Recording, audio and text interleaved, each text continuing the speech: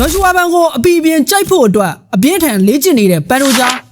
အခုဆိုရင်တော့သူ့စီကချန်ပီယံကပတ်ကိုရယူသွားတဲ့ဂျော်ရှူဝါဘန်စီကနေချန်ပီယံကပတ်ကြီးကိုပြန်လည်ရယူနိုင်ဖို့အတွက်အပြင်းထန်လေ့ကျင့်နေပါပြီတကယ်တော့ဂျော်ရှူဝါဘန်နဲ့ပန်တိုဂျာတို့ပွဲကဖြစ်လာဖို့လိုသေးသလိုနှစ်ကုံပိုင်းလောက်မှဖြစ်ဖို့များပါတယ်ဒီလောက်အဝေးကြီးလိုသေးတာကိုပန်တိုဂျာကတော့အခုကတည်းကတေချာလေ့ကျင့်နေတာပါသူလေ့ကျင့်နေတာကတော့တခြားမဟုတ်ပါဘူးဂျော်ရှူဝါဘန်တွန်းထုတ်လို့လဲကျသွားရင်လက်မကျိုးဖို့အတွက်အသေးအတန်ကျင့်နေတာပါလေ့ကျင့်ရေးရုပ်ကိုကန်လိုက်အနေထားမှန်နဲ့လဲကျလိုက်နဲ့လေ့ကျင့်နေတာပါသူ့အနေနဲ့အခြေခံအဆင့်ဖြစ်တဲ့လဲကျပုံကိုတောင်အထူးတလဲအားစိုက်နေရတာတောင်ဂျော်ရှူဝါဘန်ကန်ကောင်းလို့နိုင်တာပါဆိုပြီးအရှုံးကိုဝန်မခံခြင်းသေးပါဘူးဒါကြောင့်ဂျော်ရှူဝါဘန်ကပန်တိုဂျာအနေနဲ့နောက်ပွဲအတွက်နိုးတောက်ထားဆိုပြီးထီထီမီမီပြောလိုက်တာပါပန်တိုဂျာအနေနဲ့နောက်တစ်ခါလက်ကိုအလွယ်တကူမကျိုးဖို့အတွက်ရိုးတန်ပါစေတဲ့နိုးကိုအများကြီးတောက်ထားလို့ခနဲလိုက်တာပါဂျော်ရှူဝါဘန်ကြိုတင်သတိပေးထားတဲ့ဂျာကနေနောက်တစ်ခါလက်ကျိုးရင်တော့ကိုထိုက်ကိုကန်ဆိုတဲ့သဘောပါ